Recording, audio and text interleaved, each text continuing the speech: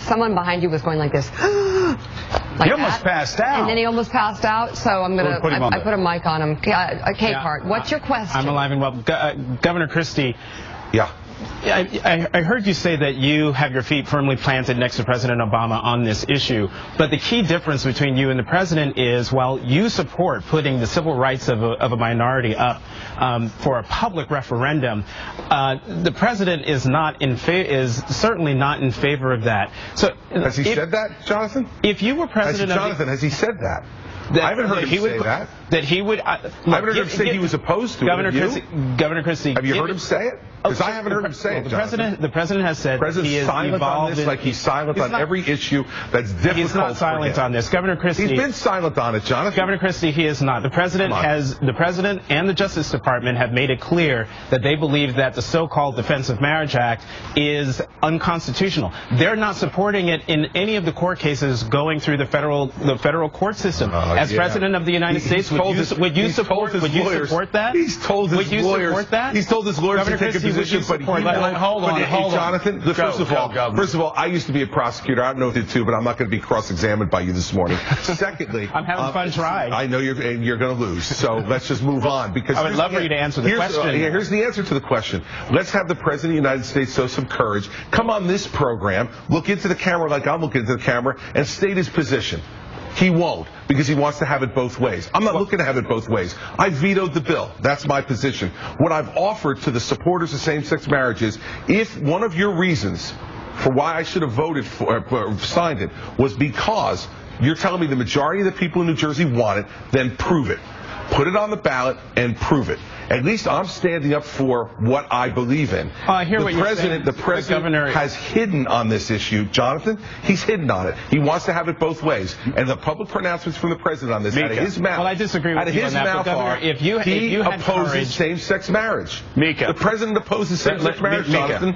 That's the way it is. Jonathan, would you agree that he hasn't been as vocal as he could have been on this, and why? Has the president come on out and said, I'm in favor of same-sex marriage? No. When he's been asked the question 3 times now, he said he's evolving on the issue. But you...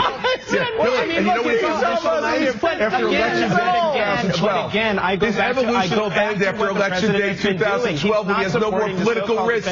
This is the type of... This is the type of cowardice that we don't want. Hold on. Okay, we're going to do this one at a time.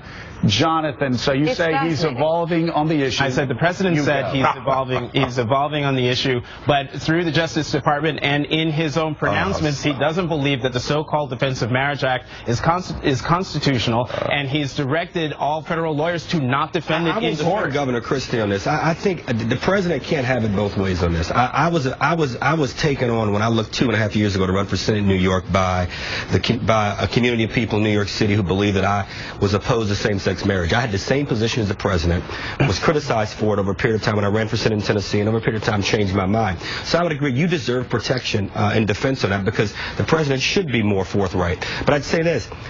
The only problem I have, Governor, with putting up for a vote is I wonder if indeed when women didn't have the right to vote, it should have been put up for a vote. And I wonder when African Americans and the Civil Rights Act, that it should have been put up for a vote. Now, I don't disagree with you. I don't suggest you were against those things. But I do think that there's a legitimate argument and perhaps a legitimate conversation that should be had around that. And I applaud you, though, for being consistent on this. And in all fairness to Jonathan, the president has not said that. So I give you, listen, if I was critical of you earlier, I want to make sure I give you the when you deserve it. I appreciate it. And Harold, listen, we're having a conversation about it. That's what this is all about.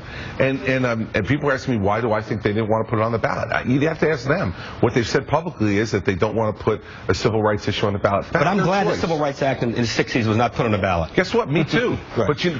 But the bottom line is they have a governor who campaigned saying that I wouldn't sign the same-sex marriage bill. Fair enough. I vetoed it, and I'm trying to give them an alternative to get where they want to get to and be governed by the will of the people of my state. I think that's a pretty good offer. They don't want to take it, they don't want to take it, then the status of the law is going to stay the way it is. Harold, I need to ask you this question. Would you, and then I'll ask Jonathan, I'll ask you the same thing. Would you compare the status of a relationship and how it is recognized officially by a state to little children being blown up in Birmingham church. Let me finish. I wouldn't. Because I always hear this comparison between what African Americans struggled with for 300 years and what gay and lesbians are struggling with now. Would you compare those two things, or to Bull Connor, dogs, and tearing the flesh off of African Americans because they only want to be able to eat at the same lunch counters, go to the same schools, ride in the front of buses? Would you compare those morally? And this offends John Heilman, I can tell by the way he's smirking. It's just you're framing the issue in a totally unfair way. No, I'm not. Yes, you are. No, I'm not. I'm stating the two realities. Right. So I know where Joe is going with this, and I happen to agree. There's a difference in my mind between the tenets laid down in the Civil Rights Act and marriage. Now, having said that, I believe that people of the same gender should be allowed to marry. I don't like the comparison because I think there is a gravity difference between the two. Right. But I reject that comparison. However, I do believe that the point about civil rights and it being on the ballot, if you define marriage as a civil right, which I do not, then one has an argument the governor should not put up. They're yelling in my ear, but we've got to give the last word to Jonathan CapeHart. Jonathan, would you compare the civil rights struggles of African Americans over 300 years in America to marriage equity? Yes, because it's an issue of civil rights. As you said, it's an issue of equality. It's an issue of equal treatment under the law. It's an issue of whether, if I were to get married to my partner and we were to have children, that my children would have the same protections that your children have because you're able to legally marry. No one is asking for special rights. No one is asking for any kind of special favors. They're just looking for the same rights and responsibilities that come with marriage, and also the protections that are provided under marriage. In that regard, we're talking overall a civil rights issue, and what African Americans continue to struggle with is exactly what lesbian, gay, bisexual, and transgender people are struggling with today. All right, we will give you the last word on that topic. Governor Christie, we will ask you in closing, what's your favorite Spinner song? What?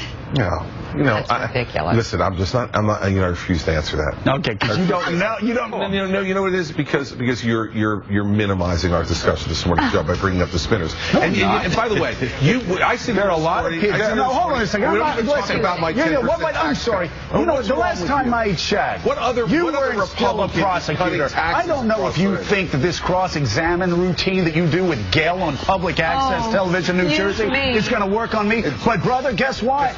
You've got the wrong man in front of you, and I guarantee you, if you want this fight, you're going to lose. So my favorite Spinner song? Yeah. None of your business. Hey, Chris Christie, the governor of the great state of New Jersey. Thank you so much. And just a note, the governor is going to be joining us for a special town hall meeting on education Friday, March 2nd. We're inviting Gail. We want this to be the smackdown in the Garden State. We'll be right back. Jonathan CapeHart.